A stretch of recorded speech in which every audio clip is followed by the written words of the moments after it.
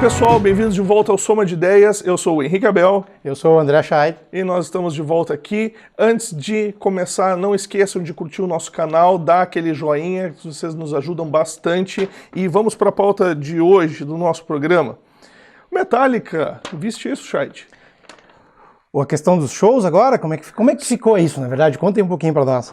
O Metallica lançou aí, acho que, para compensar o fato de que os shows que eles estariam começando agora, essa semana aí no Brasil, que obviamente foram cancelados por causa de toda essa situação aí do coronavírus, mas para dar uma compensada para o público brasileiro, eles lançaram aí uma coletânea de músicas gravadas no Brasil entre 93 e 2017.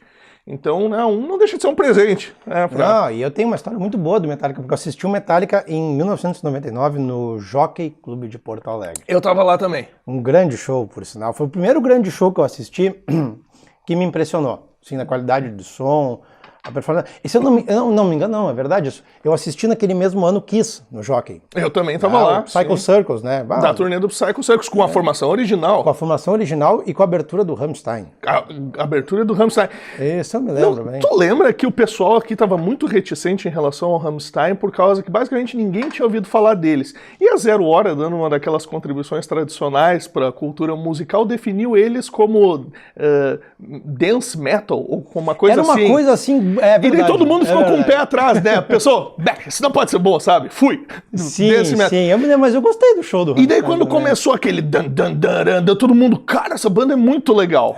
E daí eles ganharam o público muito rápido, né? Abrindo ali pro Kiss, até a hora que o vocalista resolveu fazer uma encenação de sexo com o tecladista, pegou um post-it desse tamanho. Pegou uma prótese de pizza. E começou a fazer de conta que tava metendo o tecladista, o público tava,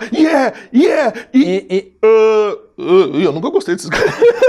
Eu me lembro disso, Cara, eu acho que hoje não seria tão problemático, mas naquela época era uma coisa mais tabu. Anos atrás. E Rio Grande do Sul, né? Um pessoal mais... Eu acho que faltou uma assessoria ali, um pessoal dizer, olha, aqui é um pessoal um pouco conservador, quem sabe vocês não façam aquele número, sabe aquela hora que tu pega o dildo e brinca? Não faz aqui, sabe?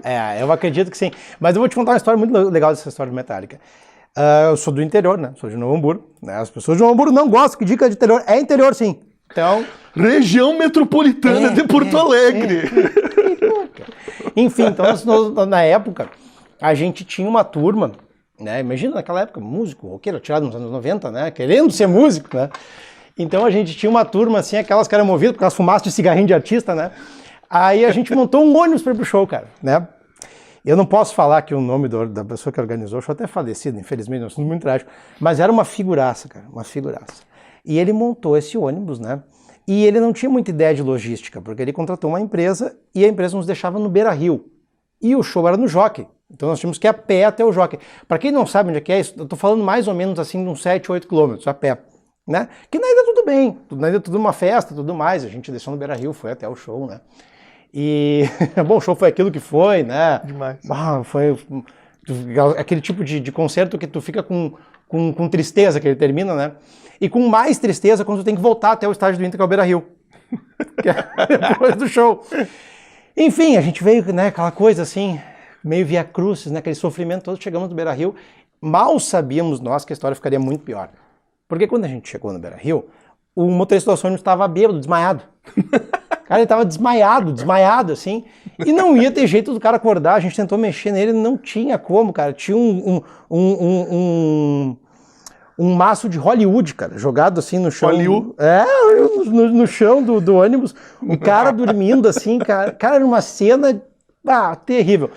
Bom, como é que nós vamos embora? O organizador, né, da excursão disse, eu dirijo. Sempre tem um herói. Eu dirijo. Eu sinto, já dirigi um ônibus, né? Não, mas eu dirijo. Aquela história ali, né? Eu deveria estar com, sei lá, 17 anos, 18, sei lá. Tudo é festa. Bom, ele saiu capengando um pouco, batendo um pouco, né? E Porto Alegre até Canoas, a cidade que eu vou dizer esse fato agora, tem uns 15 quilômetros. Ali em Canoas ele começou a berrar, aprendi a trocar as marchas. Nós ainda faríamos 30 quilômetros, cara. Bom, foi um desespero. O cara chegava em 70 quilômetros, já começava a berrar, tem que tirar o pé, tem que tirar o pé, nada, assim. Bom, sobrevivemos aquela coisa assim que Deus olha pelos piá, né? Olha pelos piá, assim. Agora tô pegando as bases em Canoas, cara. Mas o show valeu, né, cara? Valeu. E tu tava falando do show do Metallica de Porto Alegre de 99, que foi muito bom, e teve depois também, 11 anos depois, 2010, o que foi já da turnê do álbum Death Magnetic.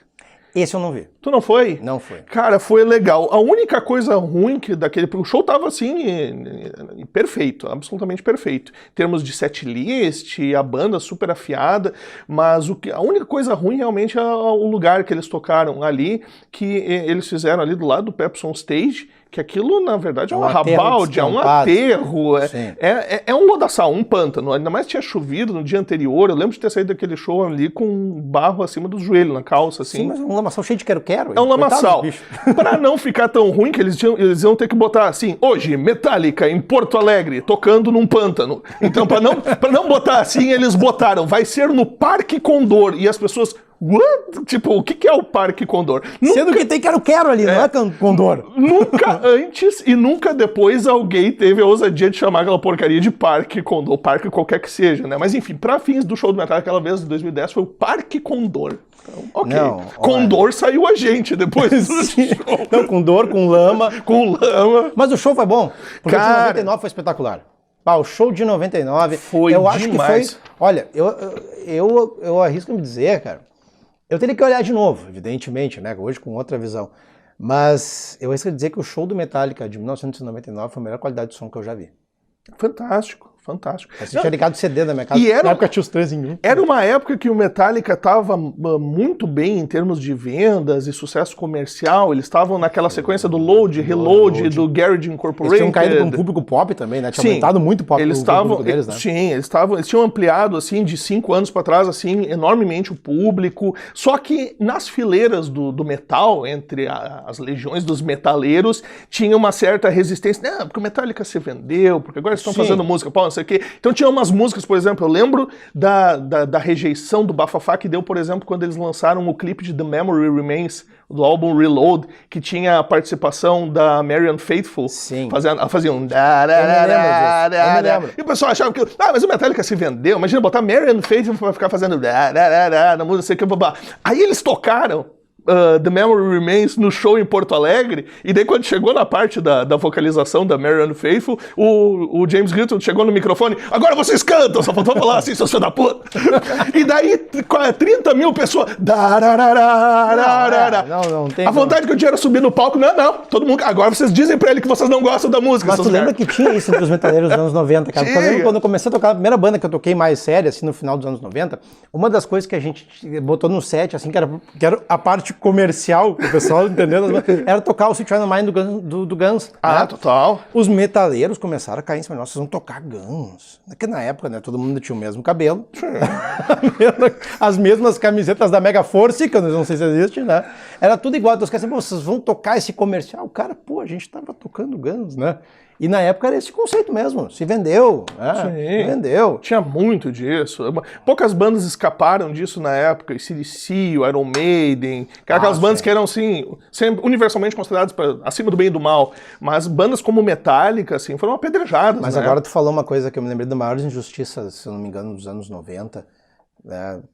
Que foi a troca do vocalista do Iron Maiden do Bruce Dickinson pelo Blaze Bayley. Pelo Blaze Bayley. Que era um excelente vocalista. Excelente. Um excelente. E gravaram um baita álbum, que é o The X Factor. Álbum. E eu lembro que os fãs do Iron Maiden caíram em cima dele, de chegar no ponto de um show, eu não lembro onde é que foi, mas eu vi isso na TV, que a banda parou o show para defender as críticas do público em cima do Blaze Bayley. Se procurar, isso tem na internet. Não sei se não foi no show do Chile. Eu não sei. Tinha um palhaço cuspindo ali, eles pararam. Pararam o show. O Blaze já tava afim de descer e dar no cara. Uma postura, né, de muito respeito da banda, né? Sim. Foi uma época complicada, na verdade. Eu acho que ali, pós-94, até a virada do milênio ali, foi uma época complicada pro metal. Muitas bandas viram seu público diminuir, outras, como uma estratégia para não perder público, ou até para ampliar, mudaram um pouco o som, como foi o caso do Metallica, mas foi uma época bem complicada, assim. Sim, sem sombra de dúvida. Mas me conta um pouquinho mais dessa história dessa... Pois é, isso foi uma surpresa que ninguém... Eu tenho ingresso pro Metallica ainda. Eu também. Não pedi a devolução. Cara, eu não vou pedir a devolução. A princípio os caras vão vir. O que estão dizendo até o momento é que o show vai ficar para dezembro, né? Mas o que o Metallica estabeleceu é que a princípio eles vêm. A gente ainda, como a gente não está conseguindo fazer previsão sólida nem pro mês seguinte, né? Sim. Tá cedo para dizer como é que o mundo vai estar em dezembro, mas Sim. a princípio o Metallica vem para Porto Alegre de novo em dezembro. E eu vou estar com o meu ingressinho guardado lá para garantir. A gente pode avaliar que hoje no Brasil, em 24 horas, subiu acima de 400 o número de mortos do Covid, né? Eu vi o número então, agora. Fica difícil da gente conseguir prever o que vai acontecer até dezembro e como é que isso vai soltar, como é que vai ficar a questão dos eventos, né? Como é que fica a questão dos eventos? É a grande dúvida, né? Eu como acompanho alguns músicos, eu tive muita agenda cancelada agora, né? E sem perspectiva de qualquer outra coisa. Sim. Então vai ser complicado a gente saber como é que vai chegar esse em dezembro, como é que vai ficar a situação agora do Brasil, né? Então, enquanto a gente não tem aí o privilégio de rever o Metallica ao vivo, veio essa surpresa, ninguém estava esperando. No dia ali, o Metallica soltou, foi agora essa semana.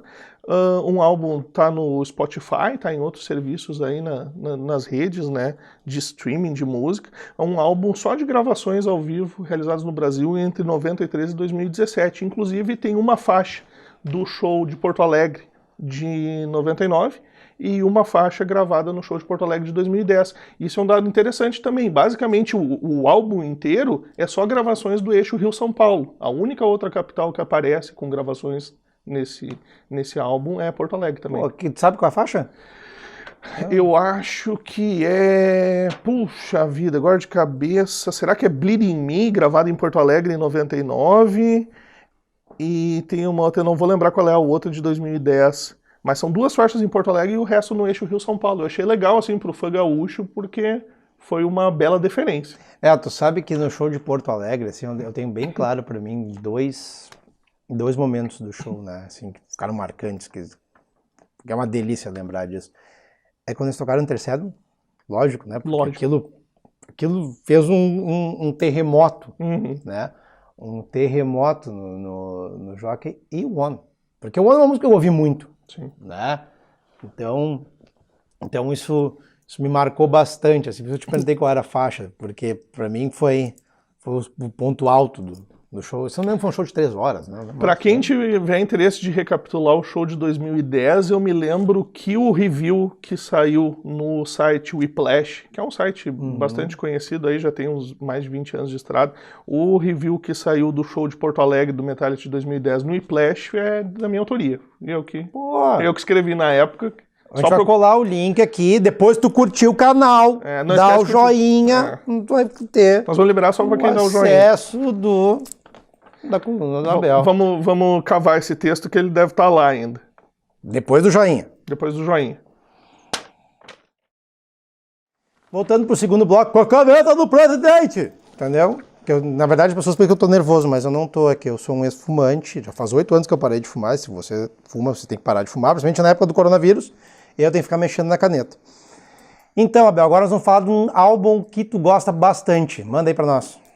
Pô, pensei, né, como na semana passada a gente falou do Brasil, do Ratos de Porão, né, eu acho que uma boa sequência pra gente continuar analisando essa questão, principalmente do punk, precisamos falar de punk. Precisamos falar de punk, é uma terapia pra essa sociedade doente aqui. É uma terapia, é um grande momento pra gente pensar, refletir, ouvir punk rock e fazer punk rock. É verdade. Eu acho que uma sequência interessante, assim, pra... como a gente partiu do Brasil, do Ratos de Porão, seria, de repente, o Bad Time for Democracy, do Dead Kennedys. Eu estava ouvindo de novo esse álbum essa semana, e é muito legal como ele tinha uma pauta, assim, que hoje seria novamente muito atual, assim, né? Eles faziam toda aquela crítica ali à mercantilização do militarismo. Tem uma faixa que é bastante conhecida desse álbum, que é Rambozo the Claw. Do tempo que o Dead Kennedys não tinha medo de cartaz, né? Do tempo que o Dead Kennedys não tinha medo de cartaz polêmico, não tinha medo de polêmica também, né? É verdade. A gente ficou devendo o nome do autor brasileiro, que fez aquele cartaz maravilhoso. Gostaria... Se der um joinha, a gente bota o nome. Gostaria muito de ter visto o Dead Kennedys ao vivo na época do Gelo Biafra à frente dos vocais, mas aí eu teria que ser consideravelmente mais velho pra ter pego. Mas é muito legal esse álbum, viu, cara, porque ele tem uma pauta assim bem... É daquele tempo assim do punk que tinha... Ele era punk não só na estética, e não só ali nos arranjos, na sonoridade das guitarras, do instrumental, mas na temática. Aquelas letras que tinham o DNA do punk rock mais de origem, aquela crítica ao conformismo, uma crítica à cultura macho que estava começando a desabrochar na época. Tem uma música ali que se chama Macho Insecurity, que é um sarro, tu poderia pegar ela e passar para o português e usar para a realidade brasileira de hoje e ia ficar super apropriado. Fazia uma crítica também às... aquelas políticas econômicas neoliberais do governo Ronald Reagan, as chamadas Reaganomics. Então, um álbum assim, eu sinto falta desse tipo de coisa. Essa coisa de tu fazer uma alfinetada, uma crítica política forte e colocar isso na roupagem de uma música rápida, cheia de energia e que te pega pelo... É aquela música que tu não precisa, se tu não quiser prestar atenção na lírica, ela vai te pegar pela energia, pelo ritmo, pela batida rápida, etc. Mas se tu for com um pouco mais de atenção, tu vai ver que ela tem muito a dizer sobre o momento. Conteúdo, claro. E o Reagan tinha uma coisa, né? Ele desafiava, assim, ele queria terminar com o papel dos comediantes nos Estados Unidos, né? Não como o Bolsonaro faz, que o Bolsonaro, né, tem comparação. Mas na época ele produzia umas cenas meio bizarras, assim, né? Muito, muito. Talvez a gente possa estabelecer o Ronald Campanha Reagan de drogas, por exemplo, como sendo, um fiasco. sim, como sendo o cara que começa essa coisa hoje bem estabelecida em termos contemporâneos do artista, do cara que migra do cinema, ou das artes, ou da mídia, o cara que é um grande veiculador de mídia, né, uma figura da mídia, e que ele faz esse salto para a política, né? Que o Ronald Reagan, ele foi durante muitos anos ator, e as bandas da época não perdoaram ele por causa disso, né? Esse álbum do Dead Kennedys se chama Bad Time for Democracy, como uma referência direta a um filme feito no qual participava o Ronald Reagan, ator, lá nos anos 50, que é o Bad Time for Bonzo. O Bonzo era um macaco. Eu não sei como, eu nunca vi esse filme, mas... Eu sei a história do filme. O personagem do Reagan, em dado momento, arranja um macaco, e tem um macaco. Então, tu pensa que porcaria que é, né? O filme do cara que esbarra no macaco. Mas, enfim, aquelas coisas. Aí, era o Bad Time for Bonzo. E outra banda que também aproveitou para alfinetar o Reagan na época com base nessa referência foi os Ramones, que eles fizeram uma música muito legal, uma das minhas músicas favoritas do Ramones, que é Bonzo Goes to Bitburg. Que eles... Bonzo ali, eles usam o nome do macaco para se referir ao próprio Reagan, né? E essa música tem uma história interessante. Na época, como o Reagan estava sempre procurando formas de dar uma alfinetada no bloco soviético, que à época existia, era firme e forte, havia aquela tensão ainda da Guerra Fria, uma Guerra Fria real, não essa Guerra Fria imaginária que hoje persiste na cabeça de alguns malucos por aí. Né? Tipo o Ernesto Araújo. Tipo o Ernesto Araújo, que talvez seja o exemplo mais perfeito e bem acabado desse tipo de sujeito que devia estar numa cela acolchoada, uma camisa de força, comendo por debaixo da porta. Eu acho uma desumanidade não dar um tratamento adequado para essa pessoa, né? Sim. Uma pessoa que está suplicando um tratamento. Mas, enfim, e na época existia, então, uma tensão real, uma Guerra Fria realmente em andamento, e o Reagan, na época, fez uma visita à Alemanha e ele participou ali de uma cerimônia que homenageou oficiais alemães que foram mortos na Segunda Guerra. E, claro, ele estava na Alemanha naquele momento, certamente, ou talvez a intenção não tenha sido fazer uma homenagem aos nazistas, mas não tem como tu escapar do fato de que tu tá ali rendendo uma homenagem para oficiais alemães mortos na Segunda Guerra, tu tá homenageando nazistas. Não tem como escapar disso. Então foi, no mínimo, inadequado. Ele devia ter arranjado uma desculpa e ter pulado fora dessa. Porque parece que tem um estagiário, né? É tipo assim, o estagiário fez a tua agenda, né? Pô, o simbolismo disso ficou horrível, porque por mais que não era a intenção, tu tá indo lá no túmulo render homenagem a nazistas. E os Ramones subiram pelas paredes com isso, né? E fizeram essa música, Bonzo Goes to Bitburg, né, onde o Joey Ramone, na letra, ele brinca que ele teve que sair por todos os bares da cidade para tentar entender um pouco da política externa por meio do álcool, porque não dá para aguentar. Então, mas olha, bem legal esse álbum aí, Bad Time for Democracy, do Dead Kennedys. Se quem for ali dar uma conferida e parar para acompanhar as letras e coisa, vai ver que tem bastante coisa muito atual ainda. E, cara, eu sinto falta desse punk rock que conseguia, né, em canções rápidas e com bastante energia, ritmo e tal, energia. E fazer aquela coisa, botar drops da realidade política e social atual, uma coisa que procede, que tem ali relevância e que diz alguma coisa sobre o mundo, e colocar isso na forma de uma música divertida e rápida. E aí tem duas coisas que a gente pode colocar. Primeiro, que o pessoal xinga muito a questão do punk da qualidade musical. Isso é uma mentira. Só uma mentira. Porque por mais que seja um som simples, ele é muito bem feito. Claro. Muito bem feito. O punk tem coisas, como posso falar de guitarra, que o braço duro, tudo tem uma técnica muito particular, e que se eu for tocar, por exemplo, qualquer pessoa que não é do gênero não fica igual, né? Isso é uma das coisas. E a outra coisa, eu tenho uma inveja para te despertar, porque eu vi o show do Ramones. Eu vi em Porto Alegre no Gigantinho. Tu me joga uma dessas na cara em público aqui? Eu vi em 1994, né? Eu tinha 12 anos. O meu pai me levou na porta do Gigantinho para ver esse show, né? Eu e mais 2 colegas. E te deixaram entrar no show com 12 anos? Anos 90. Não só entrava, como entrava com um garrafão de vinho que tu comprou escondido do pai. Aquele vinho desgraçado, assim, que deveria vir com cachaça dentro, uma coisa horrorosa. Não, pai, eu não fazia isso. Mentira, pai. Então meu pai me deixou na porta do Gigantinho e me buscou. Imagina o que ele ficou fazendo aquelas 3 horas. Bom, vindo do meu pai, até posso imaginar onde ele estava. Então assim, foi ele me levou e me buscou, e era o show, cara, que tinha o Raimundos estourado na época, com aquele primeiro disco que é maravilhoso, se não me engano foi o Miranda que produziu, que tinha Puteiro em João Pessoa, Nega Jurema, né? Enfim, depois tinha o Sepultura, e aí no final tinha o Ramones, né? E não era qualquer Sepultura, né? Sepultura ali no seu auge, com Max Cavaleira no vocal. Tu sabe que com 12 anos, cara, eu tinha uma calça de moletom do Sepultura, mas eu não conhecia muito. A calça de moletom do Sepultura? Foi a calça que eu fui ao show. Tu era muito mal, hein, Chad? Eu era malvadão, eu tinha o cabelo crescendo, assim, e como o meu cabelo naquela época tava crescendo, ele ficava meio chitão, assim, cara. Se eu mostrar umas fotos, assim, é uma vergonha. E aí eu me lembro que eu fui, só que eu não conhecia muito o som do Sepultura. Eu não conhecia, mas os do Ramones eu conhecia. E eu gostava muito daquele disco, a época do Localife, né? Então eu tinha aquela referência como ao vivo, e eu tinha tido vários outros CDs, né? Do Ramones na época. A gente ia na Jam, em Novo Hamburgo, cidade do interior, que tem uma única loja que vende região metropolitana! Região metropolitana. Praticamente Porto Alegre. Por sinal, a Jam continua aberta. Aberta, né? Jam Sons Raros é uma instituição hamburguense. Instituição, e eu era um grande cliente, eu ia lá, cara, eu gastava todo o dinheiro que eu conseguia, que era um monte. Todo o dinheiro que eu conseguia, cara. Um monte, né? E eu gastei muito dinheiro naquela época nos discos do Ramones, então eu ainda tenho CDs importados que vinham com uns encartes maravilhosos, grandes assim, né? Então essa era a referência que eu tinha. E uma outra coisa que aconteceu no show dos Ramones também, é que o Joey Ramone não conseguia fazer muito show, cara, ele já estava doente, ele saía, ia pro oxigênio, né?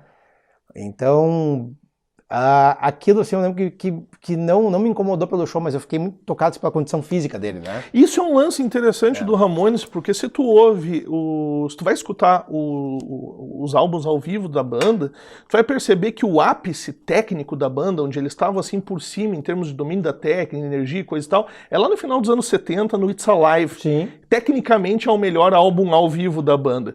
Só que, por uma ironia, não sei porquê, porque a banda sempre teve músicas ótimas nos álbuns de estúdio. As músicas são boas, claro, excelentes. Muita música boa, e eles lançavam álbuns assim, se não todo ano, mas com uma regularidade muito frequente. Mas eles só foram se tornar realmente conhecidos e foram conseguir algum sucesso comercial, ainda que limitado, mas eles só foram realmente atingir um grande público e ter algum sucesso comercial já ali no final dos anos 80, comecinho dos 90, quando eles já estavam quase pendurando as chuteiras. Sim, então isso é uma ironia do destino. Então o próprio Loco Live, que não, assim, tecnicamente ele não é tão bem amarrado. Eu adoro o Loco Live. Tem uma coisa sentimental sobre o Loco Live, né? Eu adoro também. E a questão da velocidade, que eles começaram a acelerar as músicas ao vivo loucamente, né? E aquele virou o padrão Ramones. Eu gosto bastante. E agora vamos fazer um exercício aqui. Tu imagina o que o Ramones faria hoje com o Trump na presidência? Aí eu pagava pra ver, cara. Que falta que faz esses Imagina caras, o que seria né? o álbum, o que seria a capa do álbum com o Trump na presidência, assim, sabe? Imagina o Ramones e o Dead Kennedys na ativa. Com Eu consigo a imaginar o presidência. seguinte, você imagina o Ramones, toda aquela formação que eles tinham de banda, assim, que eles botavam os disquinhos, os desenhos, né? Dentro do topete do Trump, assim. alguma coisa do tipo um esgoto saindo da boca, assim. É uma coisa mais ou menos que eu consigo imaginar, sabe? Cara, seria demais. Eu sinto falta dessas bandas. Seria muito interessante saber o que eles estariam fazendo, né? Porque material não falta, né? Não. Porque esse é o lado ruim de tu viver num ambiente distópico é que a vida é uma bosta. Agora, do ponto de vista artístico, a inspiração para tu ter aquela indignação e aquela faísca para tu colocar de alguma forma criativa e botar ali a tua visão de mundo e traduzir o teu sentimento e o sentimento ruim, inclusive, as possibilidades são, o material não falta. É um cenário muito fértil para isso mesmo, né? E a gente tem agora a gente vivencia uma época muito complicada, que é os medíocres no poder, né? Total. Os medíocres ditando comportamento, os medíocres com a sua legião de medíocres fanáticos, isso seria um prato cheio pro punk. Essas bandas. Um prato cheio, assim, cheio. né? A gente lembra daquele, né, semi-clássico do começo dos anos 90, Wayne's World, e daquele nome ridículo que o filme ganhou aqui no Brasil, que era Quanto mais idiota, melhor. Não tem nada a ver, né? Parece que alguém olhou o filme e não gostou do filme e... Mas não era só com esse, né? Com todos os filmes da época, né? Era com todos. Ali uns anos depois teve o sucesso do Debi Lloyd, aí lançaram uma comédia que se chamava Tommy Boy nos Estados Unidos, que foi inclusive muito bem lembrada até hoje, e daí o Tommy Boy chegou aqui no Brasil e se chamava Mong e Lloyd. Não. Que era pra capitalizar em cima do Debi Lloyd. Quer dizer, quem que pensa numa coisa dessa, sabe? São aqueles raros momentos em que eu começo a sentir alguma simpatia pela pena de morte, assim. Não, sabe o que sempre me deixou curioso nessas ideias de merda, assim, sabe? É que teve algum momento que essa turma sentou numa mesa. Claro, e alguém disse assim, ó, já sei. Já tem o Debi Lloyd. Lloyd é o que vai dar certo. Não tem Debi Lloyd, então vai ser o Mongoloid. E aí os outros mongoloides começaram a bater palma e dizer, isso aí. Muito bom, Pô! E quando tu pensa em mongoloide, tu consegue imaginar na mesma mesa o Jair Bolsonaro, o Eduardo Bolsonaro, o Ernesto Araújo, o Weintraub acho que teve a ideia do mongoloide. Tu consegue imaginar todos esses personagens numa mesa. Ele deve ter ficado doído porque não era sobre ele. Podia ser um documentário sobre mim. Tu imagina se ele deve ter feito o seguinte, ó, ai, cabeça, já tô lá na frente, já tá acontecendo. Mas ele faria o seguinte, ele pegaria o microfone assim, ó, já sei, mongoloide. Pô, peace.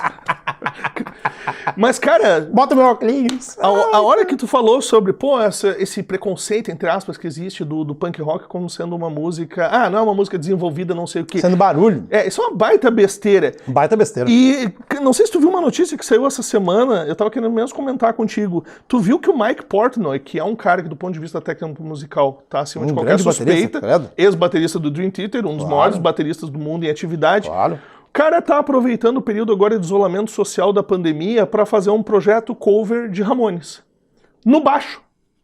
Mike Portnoy tocando baixo punk. E o baixo punk, cara, as pessoas podem dizer que não. Tem uns músicos frescos. Ai, não. É bom demais pra tocar punk. É muito né? difícil tocar com aquela fluência ali, com aquela linguagem. É difícil pra caramba. Aí tu pensa assim, se o Mike Portnoy não tem preconceito contra o punk, porque ele teria todo, né? Um cara com esse pedigree técnico poderia dizer, não, eu sou bom demais pra ouvir essas coisas. Não, ele tocou na banda mais técnica do mundo, que é o Dream Theater, e mais chata junto. Ele é membro fundador do Dream Theater, né? Então, se o Mike Portnoy pode apreciar o punk pelo que ele tem de legal e não entrar nessas discussões bizantinas sobre, não, mas falta técnica, tinha que ter mais técnica, babá. Imagina se qualquer cara aprendeu a tocar guitarra semana passada e acha que é bom demais pro punk. Vai se lixar, né? Sim. Não, mas isso tem bastante, né? O curso rápido de YouTube, esse é o melhor de todos, né? Toque como se vai em 10 passos. Eu já vi isso, não tô mentindo, isso tem. O cara começa a fazer começa a dar uma fritadinha rápida na guitarra ali e já acha, não posso mais ouvir punk, porque agora eu sou um virtuoso. Não, essa história de virtuoso é legal, né, cara? Eu tenho um grande amigo, que é um violonista espetacular, assim, acho que é uma das melhores coisas que o Brasil já produziu. E ele sempre diz uma coisa assim, que, não corre tanto pro lado do virtuosismo, porque já tem um monte de gente fazendo bem, né? Então, se tu vai correr para esse lado, tu tem que fazer nesse nível melhor. E é muito difícil quando tu consegue avaliar o seguinte, que por mais que tu tente ser virtuoso, assim, pô, eu estudo guitarra pra caramba, mas tu tente, ou qualquer outra pessoa, tu não vai ser melhor que um coreano de 6 anos. Tu não vai. Não adianta. Tu vai achar no YouTube um coreaninho de 6 anos. Coisa mais assim, fofa. Aí tu vai olhar pra ele, ele vai tocar clássico, ele vai fazer o Malmsteen ser uma DKV, sabe? E ele é uma Ferrari. Aí tu vai olhar pra ele assim, não, mas agora ele fica nessa praia só, daí ele vai tocar o Benson igual. Então não tem, tu não consegue ser melhor que um coreano de 6 anos. Né? Nesse ponto. Então é a questão da originalidade. E a originalidade sobra muito no punk. Muito. O punk é um estilo, cara, que ele é extremamente original, com posicionamentos firmes. Fora o Dead Kennedys agora, que tem meio de cartaz, né? Mas o movimento genuíno, ele é muito original. Tem muita personalidade. E fora que eu já cansei de ver em várias listas de publicações qualificadas, Guitar Player, etc., em várias listas de melhores guitarristas de todos os tempos, um cara que frequentemente está lá é o Johnny Ramone, dos Ramones. E endossando essa leitura, esses tempos eu vi uma entrevista do James Hetfield, do Metallica, onde ele diz, cara, uma das minhas... E o James Hetfield sempre aparece em listas de melhores guitarristas de todos os tempos, e o James Hetfield diz o seguinte, cara, uma das minhas grandes influências foi o Johnny Ramone, porque o pessoal tende a achar que não, ele não solava, então ele não é um grande guitarrista, mas a técnica que ele tinha de fazer, porque geralmente o punk até no metal, tu faz aqueles acordes, os power chords ali, com, né, 2 notas, 3 notas. Ele fazia... Tônica e quinta, geralmente. ele fazia aqueles acordes inteiros e aquela técnica furiosa da palhetada sempre para baixo. Eu nunca entendi como é que isso se faz com influência. Onde ele pegava... O braço inteiro, né? Com o braço inteiro, assim, com uma torrente, assim, parece aquela torneira... Uma guitarra desgraçada. Uma Mosrite. Eu nem sei a marca daquilo, mas se tu pegar aquilo na mão, assim... A vida inteira a mesma Mosrite. Eu acho que ela é a mesma coisa que a minha primeira guitarra que eu tive lá no início dos anos 90, que era uma tonante.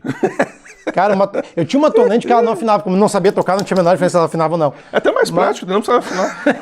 Mas ela não afinava. E aquela guitarra me lembrava muito as tonantes. Uhum.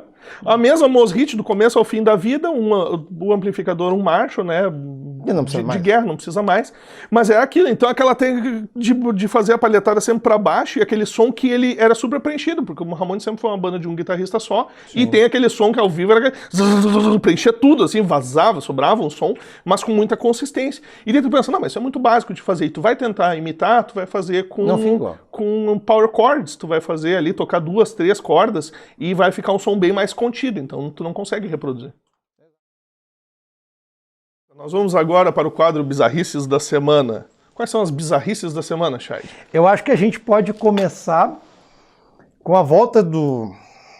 Enfim, né, a gente tem agora um Luiz XIV Brazuca, que a Constituição é ele. E a Constituição sou eu, Jair Bolsonaro, Johnny Bravo. Essa foi interessante, né? Eu sou a Constituição. Sabe que, mesmo quando a gente tem umas pessoas que não se ajudam, assim, como há que se dizer que é o caso da pessoa que está sentada na cadeira da presidência, mas tu tem aquele instinto, assim, de dar o benefício da dúvida, né? Eu li aquilo no jornal e fiquei pensando, será que ele não quis dizer, eu sou a Constituição, ele não quis dizer assim, rapidamente, sem pensar, tipo, eu sou pela Constituição, eu sou vinculado à Constituição. Só que eu fiquei pensando depois, se a pessoa se expressa tão mal, porque é tu te expressar muito mal. Sim. Uma coisa é tu dizer, não se preocupe, eu não vou ser aventureiro, eu sou pela Constituição. E outra coisa é tu falar, eu sou a Constituição. Se tu dá essa cagada, se tu faz uma rateada dessa, tu tem que ir correndo, explicar, depois solta uma nota. O que se quis dizer é isso, foi dito de uma maneira coloquial e coisa e tal, mas foi isso que eu quis dizer. O fato de não ter saído uma nota assim, eu fiquei pensando, o que essa pessoa quis dizer? Porque é uma afirmação tão debilóide. É tão debilóide, é tão fora da ideia do que uma Constituição no sentido contemporâneo, né, dentro desse paradigma pós Segunda Guerra, o que uma Constituição representa, de tu achar que ela pode ser assenhorada por um indivíduo que está momentaneamente no poder. Eu fiquei muito impressionado com essa afirmação, não só por ela, porque ela poderia ter sido reflexo de um momento no qual a pessoa se expressou mal, mas o fato de não ter havido uma retificação, uma nota de esclarecimento posterior dizendo, não, realmente foi mal dito, mas o que o presidente quis dizer foi isso, isso, isso. Então ficou essa afirmação que parece um delírio, uma coisa de uma monarquia decadente, assim, né? De alguém que tá pedindo... A melhor piada que eu vi em relação a isso foi assim, que falta que faz uma guilhotina, né, minha filha? Antes... Eu acho que é um erro muito, muito grave de comunicação, sim, uma coisa tosca, que ele tem uma equipe tosca, né, que com certeza não consegue nem auxiliar ele nisso, mas ele age como se ele fosse a Constituição. Ele age. Então, não é só uma questão de articular mal, é uma questão de ser aquilo ali. Ele é aquilo ali. Quando ele vai para o Chile, por exemplo, para exaltar o Pinochet, que ele fez isso, né? Ele foi para o Paraguai falar dos troços, é uma coisa assim horrorosa. Essa é pior ainda, É talvez. pior ainda, né? É uma coisa horrível. O filho dele bota uma camiseta Ustra Vive. Então ele tem isso com ele, não é só uma questão de articular. Chega num ponto em que perde o direito de ter o benefício da dúvida, né? É, com certeza. Já rola aquela presunção de ser um cretino. Um cretino. Falando em cretino, né? De novo, não posso xingar as pessoas. Falando em cretino, e o Ernesto Araújo, que agora pegou e criou a teoria da conspiração, e divulgou isso amplamente, virou piada no mundo inteiro, né? Dizendo que o corona é o... Como é que é? O comunavírus? É o comunavírus. Comunavírus, né? Porque ele faz parte de um plano comunista. Isso é uma novidade, né? Eu não sabia que a tecnologia estava tão avançada ao ponto de tu ter o vírus ideológico, né? Eu fico imaginando onde é que esse vírus estudou. Ele deve ter feito algum curso de humanas ou ciências sociais em alguma universidade pública, mas né? eu vou te contar, Será que esse vírus militou no DCE? Na juventude? Esse vírus, o Araújo derrubou o nosso plano. Para quem não sabe, a gente tem um grupo, né, que está sempre na vanguarda de qualquer opinião política, chamado Chitaras. E esse grupo... é secreto, tu vai pra guilhotina só por ter falado isso em público. A gente edita depois. Mas esse programa, esse grupo, ele tem um plano de dominação comunista mundial, que a gente pretende trazer, inclusive, a nossa capital para a Lagoa Vermelha, porque é vermelho, é evidente. E aí que o Araújo nos derrubou, porque ele descobriu o nosso plano. Sim, ficou muito chato pra nós. Ele descobriu, ficou muito chato. Tanto é que a gente fez esse vírus, o comunavírus, no bar do João, que tinha cachaça do Teletubby, que eles acham que fechou, a gente só trocou ele de lugar. E as pessoas acreditam que se dá o trabalho de fazer em Wuhan, né? Dá pra fazer Não, aqui, a gente é fez muito o bar mais fácil. do João, né? Quantos anos de teste tomando a cachaça do tijolo do Teletubby? Tá? Então ali que ele nasceu, a gente tirou o bar do João do Oswaldo, pra não deixar tão na cara, né? E escondeu, né? A gente escondeu aqui no Soma, na verdade, não era pra dizer que estava aqui. E ali Tá tá entregando todos os segredos. Ali está o nosso laboratório para conseguir transferir a capital mundial comunista para a Lagoa Vermelha. Não, e o incrível é isso, né? A gente trabalhou também, a CIA não percebeu isso, a KGB não percebeu isso, o Mossad não percebeu isso, o MI6 não percebeu isso. Não. E daí aparece um gênio desses como o Araújo e desbarata todo um plano internacional envolvendo Putin, China, Chitaras Night Club, maçonaria, os Cavaleiros Templários, Thundercats, né? E o cara sozinho, com essa genialidade, ele vai lá e descobre a trama e generosamente, tu vê que os grandes gênios são assim solidários, eles compartilham e botam tudo no WhatsApp para que, né, qualquer tia ali do Zap Zap possa estar devidamente cientificada. Sabe que a gente falou isso? A gente tem que ter um cuidado aqui de dizer que isso é uma brincadeira, né? Por quê? Porque hoje em dia é bom esclarecer, né? Não, eles acreditam. Vai que alguém acredita. Eles acreditam. Tipo, no meu Twitter eu tive um xingamento muito legal essa semana. Né? Eu sempre tenho vários, né? Mas um deles era assim, ó, vai pra Cuba, esquerdista amigo do Dória. Uau! Cara, eu vi uma piada muito boa essa semana. Mandar pra Cuba é bom, porque Cuba é um lugar quente e tá com pouco coronavírus, hein? É um dos lugares mais seguros do mundo. Eu vi uma piada muito boa essa semana, eu ri muito. O cara escreveu, acho que foi no Twitter, o cara escreveu assim, a gente lê Marx durante anos, a gente faz curso de ciências, né, humanas e sociais, a gente participa de movimento estudantil, a gente toma cacetada, né, fazendo protesto na rua. Tudo isso para agora vocês darem o título de comunista pro Dória. Pro Dória. Mas ficou muito fácil. Pro Dória, é verdade. Antigamente tu tinha que ter todo um currículo, né? Tinha que apanhar da polícia, protestar, pedir... Fazer parte do DCE. Participar do movimento estudantil, pedir o fim da desigualdade social, bradar por uma sociedade mais justa. Agora basta ser o Dória e pronto. Não, olha... Né? Tu já é comunista, tá muito fácil. Então, perdeu a graça, perdeu o encanto. Mas o raciocínio dessas pessoas é maravilhoso. Um outro que me Se é que dá pra chamar isso de raciocínio. Não, mas tem um outro maravilhoso aqui, ó. Esse aqui me escreveu o seguinte. Quero ter liberdade. Fora comunismo, intervenção militar já. É massa que o cara quer ele quer ir preso pra ser livre, né? Isso é sério. E tu entra no perfil dessas criaturas, assim, é um sujeito patriota. Evidentemente tem que ser patriota, tem que escrever patriota, né? E tem que ter o bom e velho bordão, né?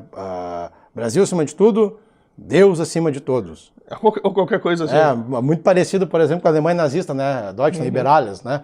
Muito parecido com isso. Mas é meio assim que é um produto em série, né? Eles são todos iguais. Você é robô? Não sei.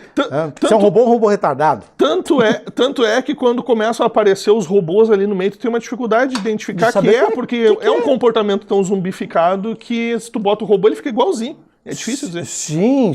Às vezes tu até surpreende, assim, tu vai ver, o fulaninho era um robô. Nossa, mas eu achava que ele era um dos melhorzinhos da tua... Não, esse é o robô.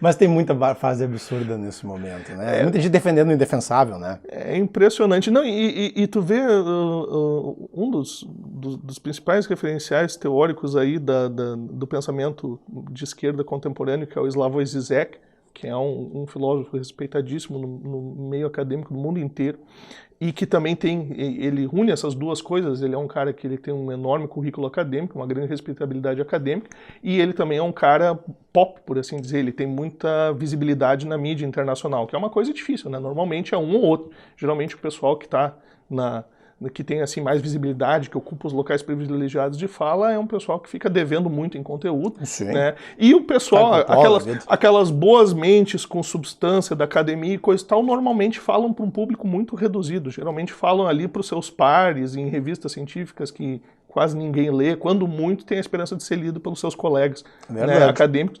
Então é difícil tu ter esses caras que reúnem essas duas coisas. E o Žižek publicou agora recentemente um livro gratuito, que ali vai ter algum recurso que vai ser levantado, que é para doações e tal, bababá, que é onde ele faz uma análise ainda preliminar, claro, porque o problema é muito novo, mas sobre a questão da pandemia, quais são as perspectivas aí para o mundo pós-pandemia, em termos econômicos, políticos, etc. E o Araújo comentou o livro recém-lançado do Žižek no blog dele, dizendo que nesse livro dá para ver que o Žižek quer usar a pandemia para instaurar o comunismo no mundo.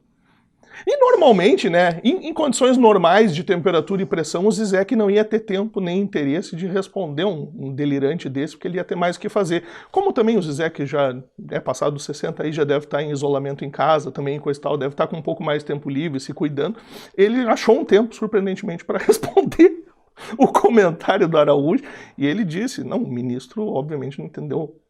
Infelizmente não entendeu nada do que eu escrevi, porque eu não estou querendo impor nada, e nem pode, porque é uma bobagem essa coisa de achar que intelectuais estão impondo alguma coisa. O intelectual, no mais das vezes, ele não tem poder político, ele não tem uma grande fortuna por trás dele, quer dizer, como é que ele vai impor? O que tu pode fazer é uma leitura. Então o Žižek faz aquela provocação, nossa, eu estou impressionado de ver que governos ditos ultraliberais, que até ontem eram ultraconservadores na pauta política, em termos de política de austeridade, eles estão aparecendo com ideias. Olha o que o Trump vem fazendo na economia americana de um mês para cá. É o tipo da coisa que há meio ano atrás ele fizesse isso, o cara virou comunista. Sim.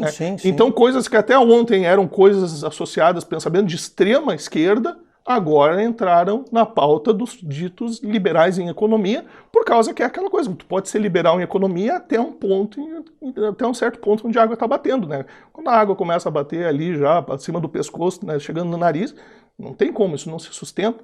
Então a questão, o tabu do investimento público, que é aquela coisa, não, daí nós estamos falando de socialismo. Quando a coisa aperta, isso se naturaliza e isso é absorvido como um discurso aceitável para o liberal em economia. Então o Žižek faz essa provocação, muita gente virou comunista, então...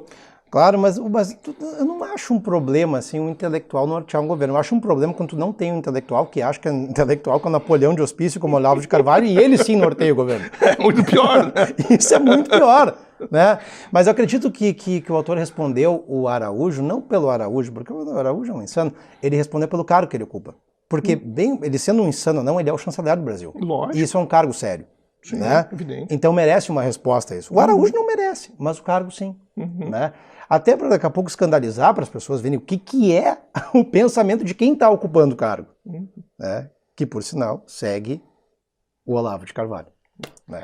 É impressionante. Então a gente fica como se o coronavírus não fosse um problema suficiente, né? Como se o vírus não fosse um problema suficiente de tu começar a ter disputas ideológicas ou de achar... Isso me lembra um pouco, resgatando uma curiosidade político-histórica, sabe que quando o HIV começou a se tornar um problema público um pouco mais sério nos Estados Unidos lá nos anos 80, sabe que o governo conservador, a mentalidade política conservadora que dominava ali a cena política do país até então, no começo não deu muita bola para o HIV porque eles consideravam que aquilo ali era um vírus que ia matar basicamente homossexuais. Sim. Por que essa lenda urbana? Porque no começo, as primeiras populações, os primeiros grupos, né, que começaram a aparecer mais... Os grupos de risco. Os grupos chamados grupos de risco, né, os mais afetados pela doença eram os homossexuais.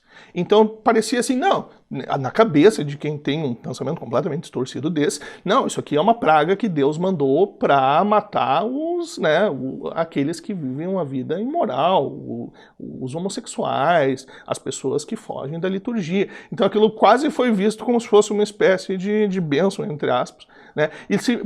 Um vírus divino. E é um exemplo de como uma visão obtusa e ultraconservadora e que mistura política com religião pode prejudicar de uma forma muito prática e causar prejuízos muito graves para uma nação, porque os Estados Unidos poderiam ter muito antes começado uma resposta mais inteligente e mais eficaz contra a disseminação do HIV se não tivessem subestimado ele como isso aí é um problema de gay, isso não nos interessa.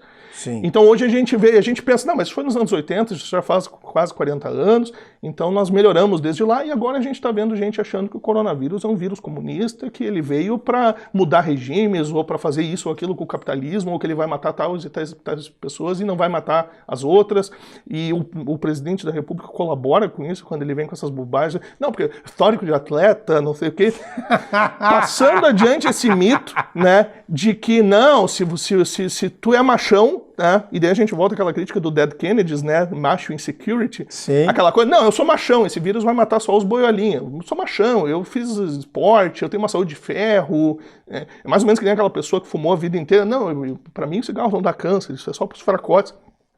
E de como, na verdade, isso é o tipo da coisa que clama por uma intervenção psiquiátrica, né? Você precisa de ajuda, precisa estar fazendo terapia para descobrir por que tem essas inseguranças, precisa projetar essa imagem comando para matar, assim, né? E tu vê como é grave isso de ser incentivado, né, da pessoa que ocupa o cargo de supremo mandatário da nação. Então é triste, já aconteceu outras vezes na história política recente, internacional, e a gente está passando por isso de novo. E uma contenção assim, de sucesso que a gente está conseguindo em termos globais, não pode dizer que não está tendo uma contenção do coronavírus, né, apropriada. Se deve muito à AIDS, muito à estratégia mesmo de tentar isolar os casos e principalmente pelas pesquisas feitas de anos e anos em cima do vírus que podem desenvolver medicamentos e vacinas, né? E tiveram milhares e milhares de dólares dentro dessas pesquisas, né? Que por sua vez agora nos proporciona acelerar os tratamentos. E aí tu tem, né, fazendo esse gancho, a gente tem hoje um mandatário que nega tudo isso, que não é capaz de vir para frente. Acho que o Trump, inclusive, né, se eu não me engano, puxou esse assunto, né, dos pesquisadores da AIDS, e o nosso não. Né, ele continua justamente com essa postura que tu está dizendo, e a melhor parte dele, mais cômica, que eu acho que fosse melhor, menos trágica, é ele dizer o histórico de atleta com aquele tipo de flexões. Qual é uma pessoa que passou 27 anos fazendo nada na Câmara dos Deputados pode imaginar que tem um histórico de atleta? Não, com aquele tipo de flexões, né? Porque aquilo não parece ser uma coisa de agora. Aquilo sim é um histórico. E mesmo que tivesse tido uma vida assim invejável do ponto de vista do condicionamento físico, mas uma pessoa que sofreu um atentado no final de 2018, que foi hospitalizada, que passou por um monte de procedimentos, que até há pouco tempo atrás estava andando com uma bolsa de colossomia.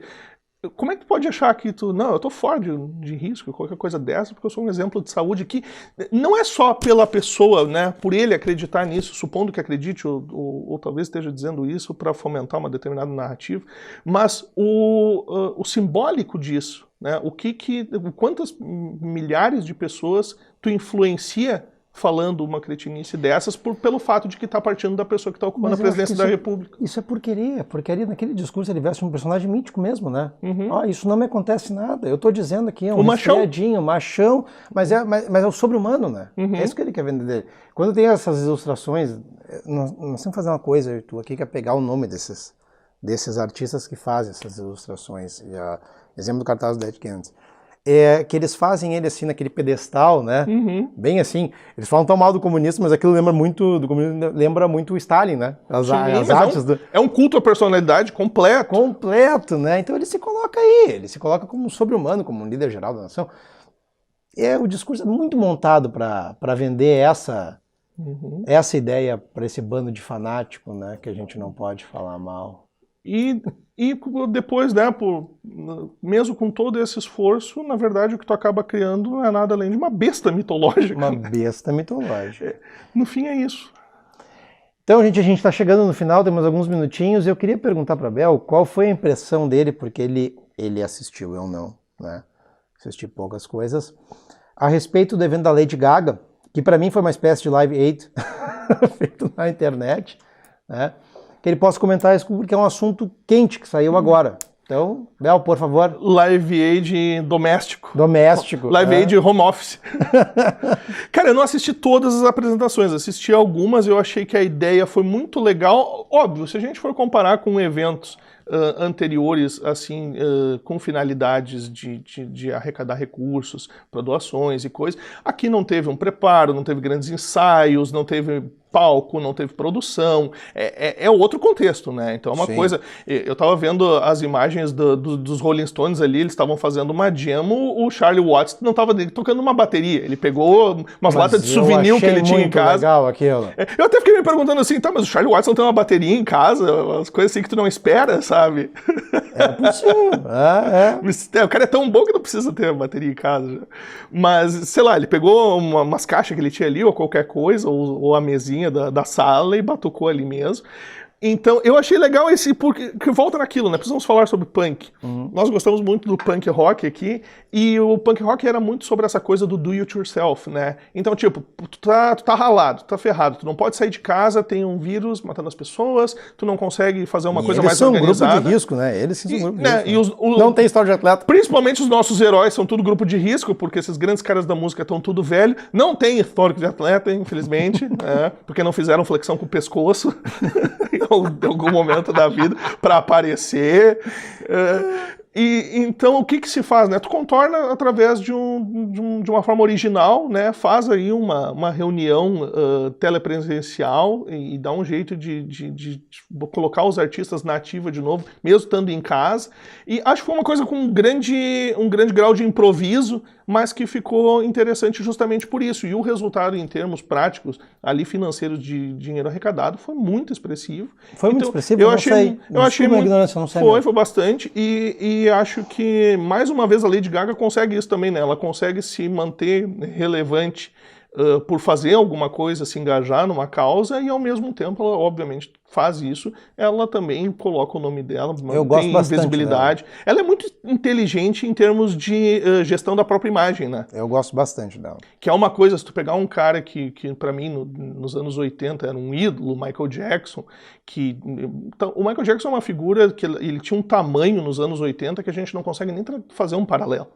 As outras décadas não tiveram uma figura tão dominante no entretenimento que nem o Michael Jackson. Sim. Michael Jackson era uma mistura de músico com dançarino, compositor mágico, cineasta, por causa que a gente esperava para ver os videoclipes, e o videoclipe era um pouco de música, era um pouco de dança, era um pouco de magia, era efeitos especiais que tu não tinha visto antes nem no cinema, era uma figura assim como não teve depois, centralizador em termos de ser uma figura sem igual. Mas tu não acha que essa referência tá pela Lady Gaga? Porque eu acho a Lady Gaga hoje muito mais punk com atitude do que o Dead Kennedys, por exemplo. Mas sem dúvida, sem dúvida. Tanto é que a gente vê aí a Lady Gaga surpreendendo, ela tá uma hora fazendo um baita pop ali, coisa, aquela para um público mais do rádio e tal, e daí quando tu vê, ela tá fazendo uma jam com Metallica, sempre com muita qualidade musical, né? Muita qualidade musical nela. Com certeza. E o Michael Jackson a gente estava falando sobre a questão do Michael Jackson, ele é um cara assim que a carreira dele pecou um pouco ali quando passa para os anos 90 por uma falta de gestão da imagem, né? Os anos 80 se foram e meio que a estatura, né, maior, aquela coisa maior que a vida do Michael Jackson, assim, ela meio que foi se derrubando, foi se deteriorando. Tanto quando ele morre em 2009, ele já estava ensaiando um comeback. Mas a carreira dele estava, principalmente em termos de composições originais, de material novo, ela estava basicamente terminada. Então, isso é muito difícil para um artista, não só ele ser relevante num determinado momento, mas de ele se manter relevante, Claro. se reinventando e fazendo essa gestão da imagem, que é uma coisa que a Lady Gaga faz muito bem, e aqui ela acertou, né, trazendo um pouco esse espírito punk de, não, vamos improvisar, vamos fazer do jeito que dá, né, se não tem bateria, batuca no que tu tiver, se não tem tu, vai tu mesmo, e vamos lá e vamos fazer, e acho que nós veremos, né, pelo menos no curto, médio prazo, mais iniciativas assim, não só na música, mas em outras coisas. A gente está vendo aí eventos que saíam na forma de congressos, palestras, encontros, vão se realizar na forma de webinários e acho lives. Que é uma coisa que veio para ficar, mudança de comportamento. Eu acho que a gente vai ter que, né, se adaptar em relação a isso e não necessariamente teremos um prejuízo em termos de conteúdo. Vamos ver. Sim. Gente, estamos chegando no final. Eu não sei se eu falei hoje aqui, mas curte o canal. Curta o canal. Dá o joinha. Dá o joinha. É só, não te custa nada um joinha. Tá? Então, pessoal, esse foi o Soma de Ideias. Semana que vem nós estamos aqui de novo. Eu sou o André Scheidt. Eu sou o Henrique Abel. Até prova em contrário. Até a semana que vem.